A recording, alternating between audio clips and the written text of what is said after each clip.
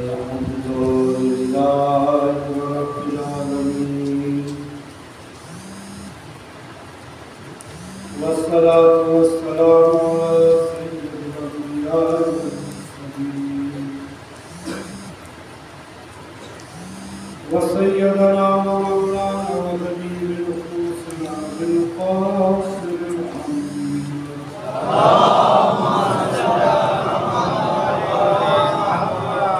وعلى آله الطيبين الطاهرين المعصومين المنتجبين ولعنة الله على أعدائهم ومنكر فضائلهم وواصلين حقوقهم أجمعين. أما بعد فقد قال رسول الله صلى الله عليه وآله وسلم: إن الحسين مصباح الهدى وسكينة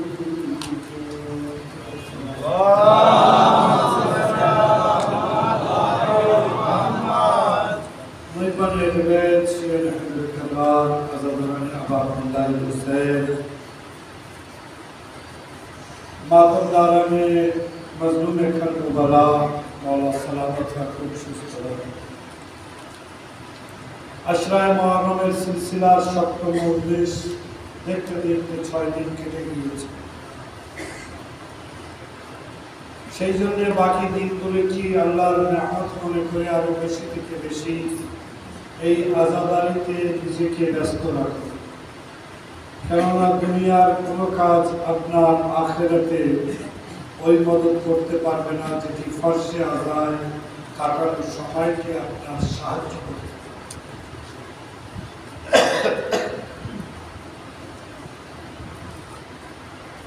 এই ফরজে আদায় সময় কাটানো বলুন, খেদমত বলুন, আজাদারি বলুন, বেশি থেকে বেশি সময় শ্রম কাজ খুঁজে নিন আজাদারি। কারণ এর বহুত ফজিলত আছে এবং দুনিয়া আপনি যদি এখানে একটু কম সময় দিয়ে অন্য কোনো কাজে যে সময় দিন না কেন সেটা হয়তো আপনার দুনিয়ার কিছুক্ষণের মজা কি দুনিয়ার পয়সা আপনার নজরে লাভ মনে হবে, কিন্তু আপনার আখিরাত এই জায়গায় সফল হবে। চিন্তা করুন, আমরা তো মহব্বতের শহীদ হুসাইনের আজাদারি করি, আমাদের যুবকরা মন প্রাণে আজাদারির খেদমত করে, কাজ করে, তাহলে আমাদের কত মা ফাতেমা খেয়াল রাখবেন সেটি আমাদের হিসেব নিকেশের বাইরে।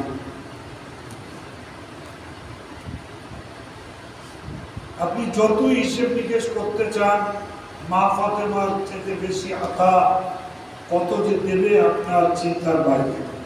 উদাহরণ দেয় একটি, আমরা যে আজাদারিতে বিভিন্ন যুবকেরা কাজ করছো, মহব্বত ও ভালোবাসা মারফতের সহিত করছো,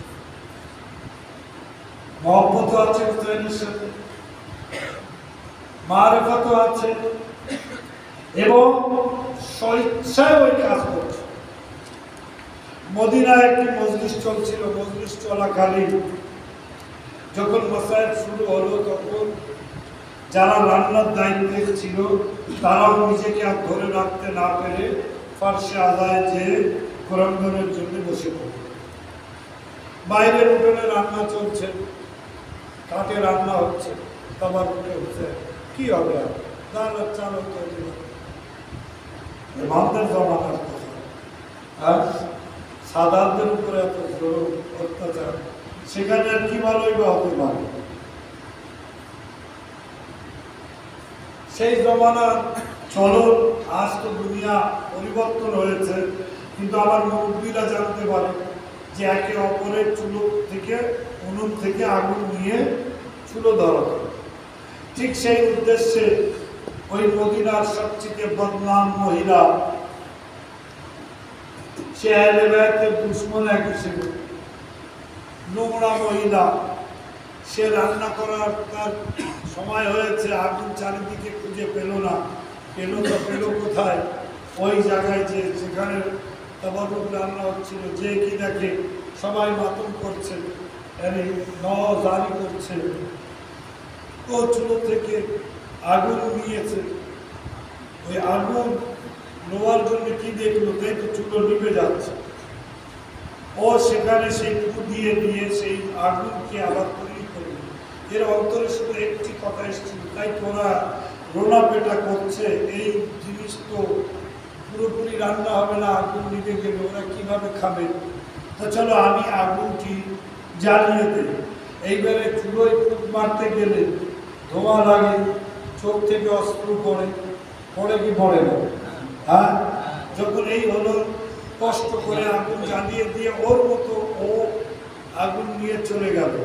শুয়েছে রাত্রে, স্বপ্ন দেখছে মেশার বরপা হয়ে গিয়েছে, আমার কর্মের কারণে ফেরেশতা আমাকে ধরে জাহান্নামে নিক্ষেপ করার জন্য টেনে নিয়ে যাচ্ছে, এমনকি জাহান্নামের নিকটে একদম পৌঁছে দিয়েছে। এই নিক্ষেপ করে তো সেই সময় একটি আওয়াজ আসলো, খাল্লু, ছেড়ে দাও। ফেরেশতারা এক বাক্যে ছেড়ে দিলেন। আমি মনে করলাম কে আমাকে এই সময় সাহায্য করলো। দেখলো এক বিবি আছে কাপড়। আমি সঙ্গে সঙ্গে যে বললাম আমার সাহায্য করার কারণ কি? বলছে তুমি আজ ওই উনুনে আগুনটি পুনরায় আবার ধরাতে যে তোমার চোখ থেকে অশ্রু ঝরেছিল, সেটি আমার হুসাইনের আজাদারদের তাবারুককে যাতে সম্পূর্ণভাবে রান্না হয়ে যায় সেই জন্যে। কিন্তু এই ওসিলায় আমি আল্লাহর কাছে তোমার শেফাত করছি, যাতে আল্লাহ ওই একটু অস্ত্রুর জন্য তোমাকে শেফাত করে, তোমাকে জাহান্নামের আগুন থেকে রেহাই দেয়। বলে এই পর্যন্ত দেখে আমার চোখ সঙ্গে সঙ্গে ঘুম ভেঙে গেল। সকাল হতে না হতে আমি চলে গেলাম ওই মহল্লায়, যে জিজ্ঞাসা করলাম ভাই তোমাদের এখানকার সবচেয়ে বড় আলিমকে? তখন সে সাদিকে আলে মোহাম্মদের দিকে ইশারা করলেন। যখন ওখানে গেল সে তওবা ও ইস্তিগফার করলো আর বললেন, মাওলা আজ আমি দিনের পথে এসে গিয়েছি, আপনি আমার জন্য দোয়া করবেন। তাহলে আজিজও একটি মহিলা সে যদি এই কাজের এই শফাত ও ফল পায়, তাহলে আমরা তো মহব্বতের সহিত সেই কাজটি করছি। দুনিয়া আমাদেরকে মেটাতে চায়, দুনিয়া আমাদের ধ্বংস করতে চায়, দুনিয়া আমাদেরকে শেষ করে দিতে চায়। সেই জন্য ইমামবারগাতে বম চালায়, সেই জন্য সৌদিয়াতে মাতম করতে দেয় না, সেই নানা রসুলের মদিনাতে সেই হুসাইনের আজাদারি পর্যন্ত তারা করতে দিতে চায় না। আজ যে বিবি জাইনাব ও বিবি সাকিনার মাজার রওজা শামে আছে, সেখানে অন্ধকার করে রেখেছে জালিমরা। আবার এজিদের বংশধর সেখানে ক্ষমতায় এসেছে, কিন্তু দুনিয়া আমাদেরকে মেটাতে চায়। কিন্তু আজিজও আজ এই মেম্বার থেকে একটি প্রশ্ন আপনাদেরকে দ্বারা করতে চাই এবং আপনাদেরকে আরো মজবুতি আদায় করতে চাই। দুনিয়ায় হাজার হাজার ধর্ম আছে, হাজার হাজার ধর্মীয় অনুষ্ঠান আছে, কিন্তু সব ধর্মের একটি বয়সের লিমিট আছে। সেই বয়সের মানুষ সেই ধর্ম যায়, সবাই সেই ধর্ম যেয়ে উঠতে পারে না। একটু অসুস্থ হলে বলে থাকতে যা, তাই কিনা? কষ্ট হয়ে গেলে যায় না, তাই কিনা? বাচ্চা থাকলে যায় না। কিন্তু আজ স্মরণীয় কারবালাতে যে ইয়মে আলী আসগর 3 মাস 4 মাস 5 মাস 6 মাসের বাচ্চা থেকে নিয়ে মায়েরা যে কোলে নিয়ে চলে এসেছে এই হুসাইনের আজাদারি করতে, আজকে তো বলো তো এই কমকে মেটানো সম্ভব? যেসব মায়েরা নিজের 3-4 মাসের বাচ্চাদেরকে এখন থেকে তরবিয়ত দিচ্ছে, হুসাইনকে চেনো, হুসাইনের আজাদারি করো, হুসাইনের আজাদারিতে শরীক হও, হুসাইনের 6 মাসের শিশু আলী আসগরের আজ তোমরা গোলামিকে কবুল করে নাও, তাহলে সেই কমকে কখনো মেটানো সম্ভব হয় না। এই জন্য সারা দুনিয়া আজ আমাদের মেটাবার জন্য একত্রিত হলেও আমাদের মেটাতে পারেনি।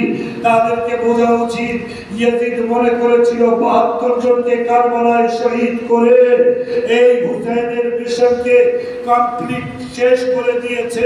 কিন্তু আজ দেখো সেই ইয়াজিদিয়তের মোকাবেলায় হুসাইনিয়ত কত মজবুতির সাথে উঠে দাঁড়িয়ে আছে। আজ সেই হুসাইনিয়তের মোকাবেলায় ইয়াজিদিয়তের সেই ক্ষমতা নেই যে হুসাইনিয়তকে মেটাবার জন্য তারা সেইভাবে ময়দানে এসে লড়াই করতে পারবে। সালাওয়াত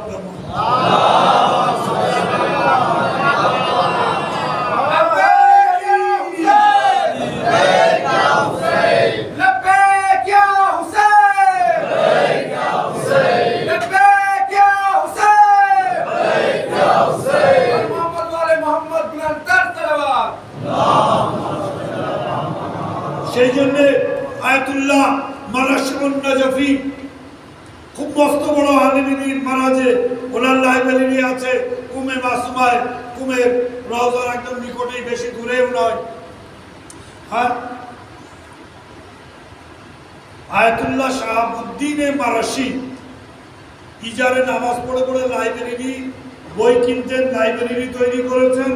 এখন এশিয়ার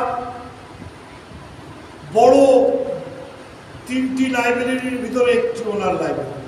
চিন্তা করতে পারছেন? উনি বলেছিলেন, নিজের বেটাকে ওসিয়ত করেছিলেন যে আমি মরে গেলে 40 বছর যে নামাজের পার্টিতে নামাজে তাহাজ্জুদ পড়েছি ওটা আমার সাথে দাফন করবে। আমি যে কালো জামাটি পরে মহরম করতাম ওই কালো জামাটি আমার সাথে দাফন করবে। আমি যে সেজদাগার উপরে সেজদা করেছি, যে কারবালার মাটির তসবিহ পড়তাম ওটাকে আমার সাথে দাফন করবে। তারপরে বললেন এই সব দাফনের পরে সবচেয়ে মূল্যবান জিনিসটি দাফন করবে। উনি পকেট থেকে বার করে দিলেন ছোট্ট একটি কালো রুমাল। এ বেটা, 70 বছর এই রুমাল নিয়ে সৈয়দে সাজ্জাদ ও আমার মাওলা হুসাইনের উপরে ক্রন্দন করেছি, এই রুমালকে আমার সাথে দাফন করে দিন। সেই আয়াতুল্লাহ মারাশি এত আরিফ যে দেখেই বলে দিতেন এর কোন নসলের লোক। ওনার কাছে একজন আফ্রিকান তালবিন চলে এসেছে আমামা রাখতে, সাদা পাগড়ি নিয়ে এসেছে। ওনার দেখা মাত্রই বলছে, তুমি তো সৈয়দ আছো, তোমার কালো পাগড়ি পরা উচিত। বলছে আমি তো জানি না, আমরা আফ্রিকায় থাকি। ইয়ানি যখন সাদাতের মারা হচ্ছিল তখন তারা বিভিন্ন দূর প্রান্তে চলে গিয়েছিল, তাদেরই আওলাদ। তাহলে এমন নজর কারণ আছে? উনি বলছেন মা হারচে দারিন দুনিয়া ফাকাত ফাকাত ফাকাত আমির আজাদারি আব্দুল্লাহ। ইয়ানি আমরা দুনিয়ায় যা কিছু রাখি একটি জিনিস সেটা হচ্ছে হুসাইনের মাজার, যার মাধ্যমে আজ আমরা বেঁচে আছি।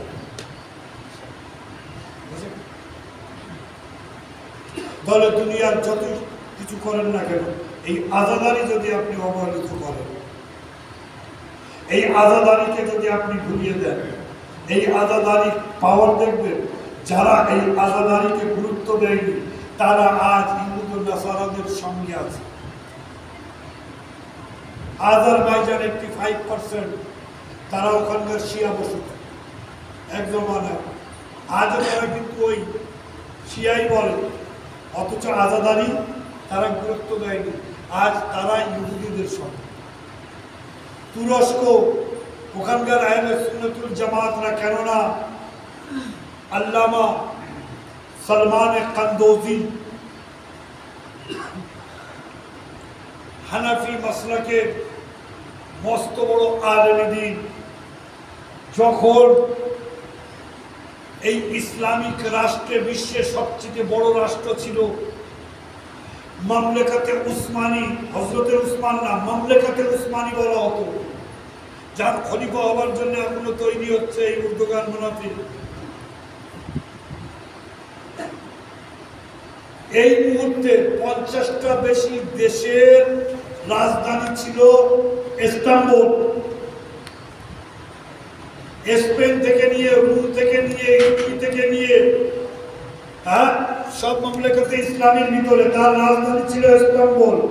সেই সরকারের সরকারি কাজী ছিলেন আল্লামা সালমান কান্দোজি হানাফি। উনি একটি কিতাব লিখেছেন ইনাবিউল মুবাদ্দাত, মুহাব্বতের সরচশমা। পাহাড় থেকে যে পানি ঝরে না, ঝর্ণা বলেন, ওতে আরবিতে চশমা বলা, ফার্সিতে চশমা বলা হয়, উর্দুতে চশমা বলা হয়, আর আরবিতে ইনাবা বলা হয়। মানে ইনাবিউল মুবাদ্দাত, মুহাব্বতের সরচশমা, ঝর্ণা, যা শেষ হয় না, তাই না? তার থেকে নদী নালা সব ভরতে ভরতে থাকে, কিন্তু ওই শেষ ওখান থেকেই চলেই আসতে থাকে। ওনার জমানায় হানাফি মাসলাকে তুর্কিতে সবচেয়ে বেশি বড় আকারের আজাদারি হচ্ছে। তারা আহলে বাইতের মুহিব ছিলেন। আমাদের এখানেও দেখেন 50 বছর আগে, 70 বছর আগে ছিল কিছু, অনেকেই করতো তো আজাদারি, আজ অন্যান্য জায়গায় করছে। ওখানে এই আজাদারি ব্যান করা হলো। আজ তাদের অবস্থা কি? একজনের কাছে নয়, 11 জনের কাছে ইন্টারভিউ নিয়েছে মগরিবের নামাজ পড়ে কার। 11 জনের থেকে একজনও বলতে পারেনি 3 রেখা। স্বয়ং মার্কেটে ওপেন ইন্টারভিউ হচ্ছে, কেউ বলে 17 রেখা, কেউ বলে 11 রেখা, কেউ বলে 14 রেখা, কেউ বলে যার যেরকম। আর বেশিরভাগ তো বলছে আমি জানি, তার মানে পড়েই না।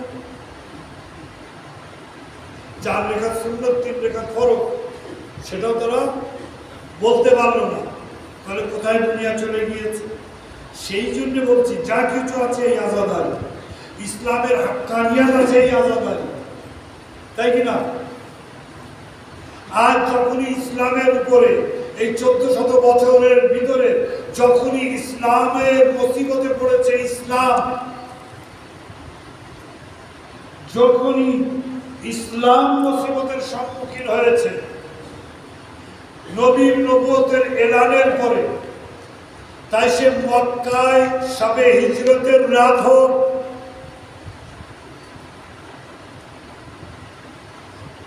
তাই সে ওহদের ময়দান হোক,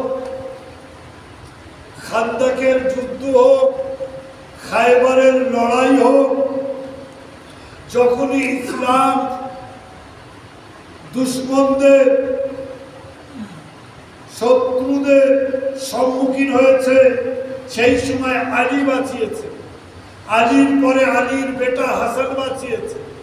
হাসানের পরে আলীর বেটা সর্বদাই সবকিছু কোরবান করে ইসলামকে মজবুতির সাথে কারবালায় এমন একটি ইউনিভার্সিটি তৈরি করে দিলেন, কিয়ামত পর্যন্ত দুনিয়ার যতই ইসলামের শত্রুরা ইসলামকে ধ্বংস করার জন্য আগে বাড়বে, কেউ আগে আসুক আর না আসুক, আর হুসাইন আগে আসবে। সালাওয়াত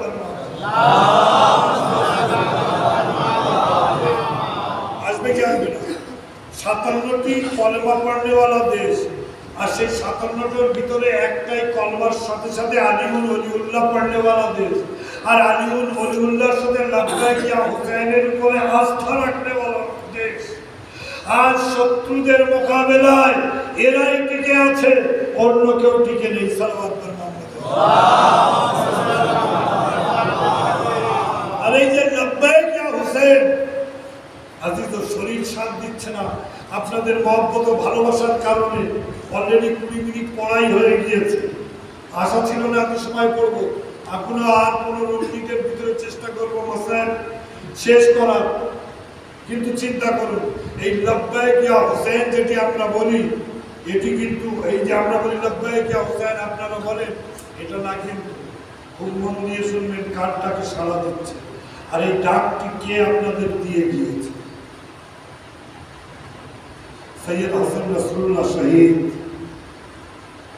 উনি এই লাব্বাইক ইয়া হুসাইনে যখন একবার বিশ্লেষণ করলেন, তখনই কি বললেন? লব্বাইক ইয়া হুসাইন যে একবার বলবে, তার মানে তার জীবন, তার প্রাণ, তার দৌলত, তার পরিবার, তার আওলাদ সব কিছু যদি কোরবান করা 100% সে শিওর হয়, তবে সে লব্বাইক ইয়া হুসাইনের আসল মর্ম বুঝতে পারবে।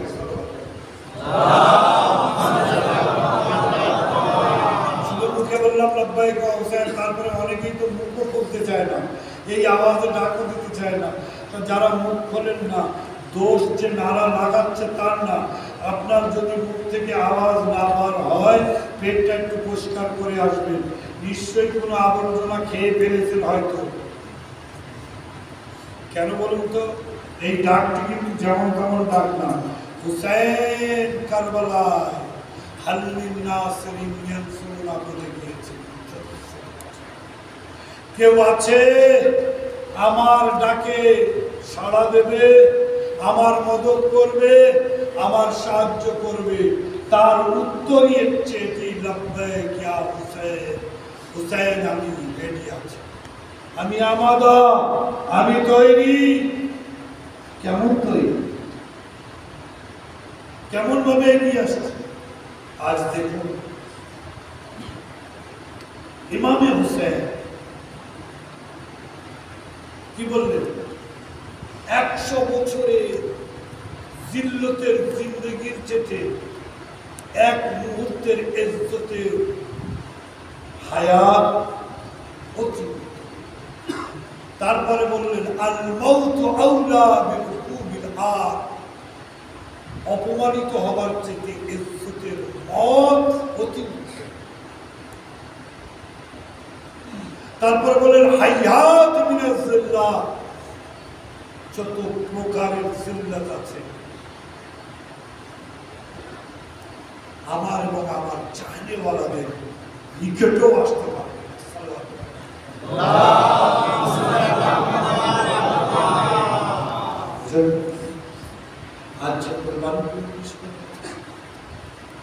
আজ ওই সিলসিলায় শাহাদাত থামেনি, সেই জন্য আজিজ একবার বছর সেই ইমাম হুসেন কি বললেন? মত আপনি ধোঁকা দিতে পারবেন? মত থেকে কেউ বাঁচতে পারবে? মত এক না একদিন আসবে। প্রতিটি মানুষের ডিএন্ড এই মত। তো যদি মতই ডিএন্ড হয়, তাহলে সেই ডিএন্ডটা যদি শাহাদাতের হয়, তাই থেকে বেশি উত্তম কোনো জিনিস নেই। আচ্ছা বলেন, আমার সাথে আছেন তো? ইমাম হুসেন কি বলছে? মরতে তো হবে। সেই মত বিছানায় আসুক, অসুস্থতার কারণে আসুক, অন্য কোনো কারণে আসুক, ওই মর্যাদা নেই যেটি শাহাদাতের মর্যাদা আছে। তো মত খোদায়া তুমি যখন নির্ধারিতই করেছ, সেই মতটি আর হুসাইনিকে শাহাদাতের মত দিও। সাল্লাল্লাহু আলাইহি ওয়াসাল্লাম।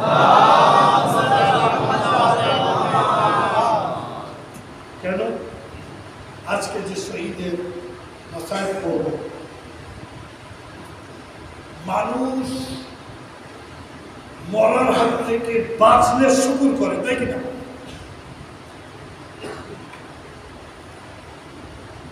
অসুস্থ হয়েছেন, ডাক্তার বারণ করে দিয়েছে যে কোনো ডাক্তারের কাছে বেঁচে শুকুর করবে। হঠাৎ রাস্তা দিয়ে যাচ্ছেন, এমন হয় আপনার অ্যাক্সিডেন্ট করে বেরিয়ে বেঁচে গিয়েছে। জানি মত সুনিশ্চিত, সেখান থেকে যদি আপনি বেঁচে যান, তা সারা দুনিয়ার মানব বলে শুকর আলহামদুলিল্লাহ। কিন্তু আলীর রক্ত যার শরীরে আছে তারা এরকম বলে। যখন নবী বলেছিলেন আলী আমার বিছানায় ঘুমাও, তার আগে তিনটি কথা বলবো। বকরা ঈদ করেছেন, কুরবানি করেছেন, ইব্রাহিম নবী স্বপ্ন দেখেছেন, ইসমাইল নবীর সঙ্গে বয়ান করেছে ওনার বেটা। বললেন বেটা আমি এরকম দেখছি, তোমাকে আল্লাহর রাস্তায় কোরবান করেছি। বললেন বাবা আপনি আপনার সম্পূর্ণকে স্বপ্নকে সত্য করেন, আমি সবর করব, আমি সবর করে নেব। মুসিবতে সবর করা, তাই কি? কষ্টে সবর করা, নিয়ামত পালে শুকুর করা। সবে হিজরত আলীকে নবী ডাকলেন এই রাত 40টি তলোয়ার মারার জন্য একেবারে রেডি, এই বিছানায় শুতে হবে। আলী কি বললেন, আমি শুনে আপনি বেঁচে যাবেন? বললেন হ্যাঁ। আলী কি বললেন, নিজেকে মতের বিছানায় শুয়ে দেওয়ার সময় কি বললেন, শুকর আলহামদুলিল্লাহ আপনি বেঁচে যাবেন। এই কথা শোনা মাত্রই আলী মতকে নেয়ামত বলে শুকর করছে। তারই পোতা কাসিম ইবনে হাসান কারবালায় শহীদদের লিস্ট শোনানো হলো। ইমাম হুসেন জেনে শুনে ওনার নামটি পড়লেন না, বেঁচে গেলেন। শহীদদের লিস্টে নাম নেই, বেঁচে থাকবো। দৌড়ে খায়মায় গেলেন। এক কোনায় দুই হাঁটু মাঝে মাথা দিয়ে এমনভাবে ক্রন্দন শুরু করলেন যে সমস্ত বিবিরা বিভিন্ন ফরওয়া খায়মায় চলে আসে।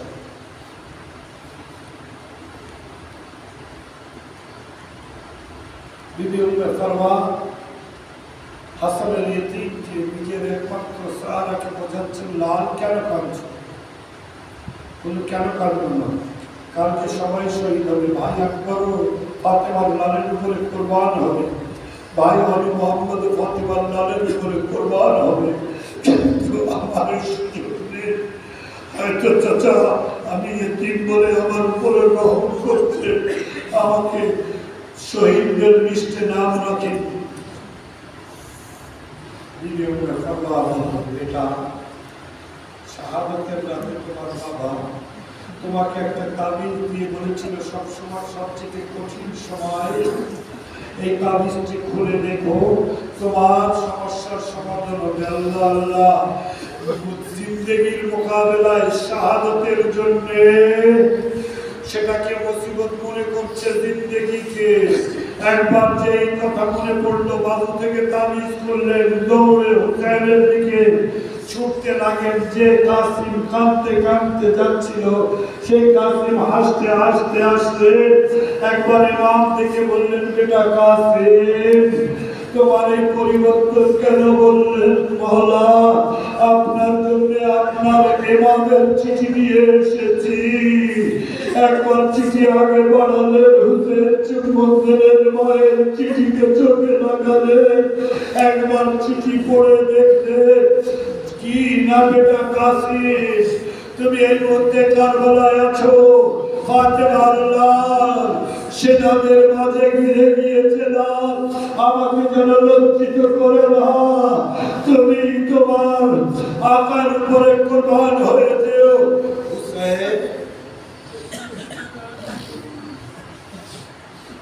জনাবে কাসিমকে দেখি আজ পর্যন্ত দুনিয়ায় কোনো ডাক্তার কোনো মেশিন ইজাদ করতে পারলো না এত তারক্কির পরে যে সেই কথা বলতে পারবে মৃত্যুর স্বাদ কি। মৃত্যুর স্বাদ কি কেউ বলতে পারি না।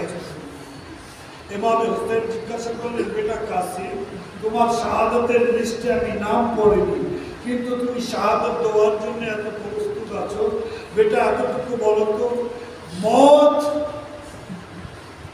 স্বাদ কি আছে? তখন জনাবে কাসিম বলেছিলেন, হে চাচা মদ মধুর চেয়ে বেশি মিষ্টি।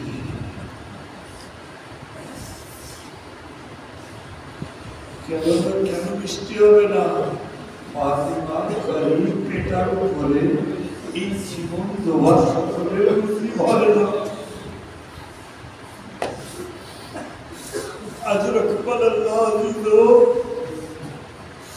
জনাবে কাসিমকে নয়বারে যাওয়ার অনুমতি দিলেন। কত বছরের বাচ্চা? 13 থেকে 14 বছর। রেখাবে পা যাচ্ছে না, যাতে পা নাকি ঘোরা, সেটাকে কেটে ছোট করলেন হুসাইন। ময়দানে পাঠানো হলো। জনাবে কাসিম জিহাদ করছে। আলমান আল হাফিজের আওয়াজ একটি সেনায় বলে হলো, হায়রে আলী 14 বছরের রক্তেও স্বামী ও কুফিদেরকে বুঝিয়ে দিল বাহাদুরি কাকে বলে। এমন সময় এক গরুদের আঘাতে জনাবে কাসিমকে ঘোড়া থেকে ফেলে দিলে। জনাবে কাসিম আওয়াজ দিল, চাচা আদুরেগনি, এ চাচা আমার সাহায্য করতে আসে। হুসেন দিক থেকে দৌড়ে গেলে জালিম যখন পালাতে লাগে জনাবে কাসিমের লাশ ঘোড়ার পায়ে হুসেন জানাজায় থেকে আজিজ ভাইয়ের নিশানি তার শরীর বিচ্ছিন্ন হয়ে গিয়েছে ঘোড়ার পায়ের তলে প্রতিটি ঘোড়ার পায়ের যখন আঘাত পেতে কাসিমের আওয়াজ আস্তে আস্তে ধীরে হতে লাগে হুসাইনের সম্রাট বলে জানাজায় যখন পৌঁছালে কি দেখলেন কাসিমের জানাজার সালিম রে হুসেন জানাজা তুলতে পারছেন না আওয়াজ দিল বলে আসিনদের বাচ্চারা এসো আগার মদত করো কাসিমের জানাজা তোলার জন্য বাচ্চারা দৌড়ে আসলো হুসেন আমাকে বিছানে তাতে কাসিমের জানাজাকে জড়িয়ে খায়বায় নিয়ে আসলো শেষ নওয়াজের দিকে যাচ্ছি সমস্ত বিবিদের ডাকলেন আসলো জনাবে কাসিমের ওয়া কাসিমা ওয়া মুহাম্মাদের নামগুলো ধরো একবার হুসেন বিবি জাইনাবের কাছে জিজ্ঞাসা করলেন বললেন না কাসিমের মা কোথায় কাসিমের মা রয়ে গেল একবার সমস্ত বিবিরা ঘাবড়ে যায় জাইনাব দৌড়ে খায়বার পেছনে গেলেন কি দেখলো বিবি উম্মে সালমা হাসানের মেয়ে সেজদায় আছে আর দোয়া করছে এ আমার আকা এ আমার সরদার হোসেন যেমন ভাবে জীবিত অবস্থায় আপনার কলিজার টুকরা হয়েছিল